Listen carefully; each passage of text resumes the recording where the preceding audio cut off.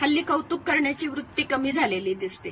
की पूर्वी आपण कुठेही गेलो तर एकमेकाचं कौतुक करायचं आणि तोंड भरून कौतुक म्हणतो ना आपण, तशा टाईपचं कौतुक आपण सगळ्यांचं करायचो, एकमेकाचं करायचो.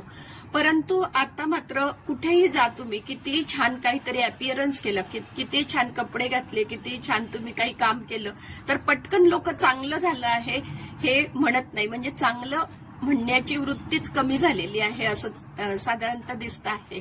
आणि मग जे शब्द आपल्या कानावर येत नाही किंवा आपल्याला येत नाही ते आपण वापरत सुद्धा नाही, दुसऱ्याला देत सुद्धा नाही, अशी एक थेरी आहे. तर त्याच्यामुळे ज्या वेळेला तुमच्या आतमध्ये काही गोष्टी आहेत त्याच तुम्ही देऊ शकतात ना.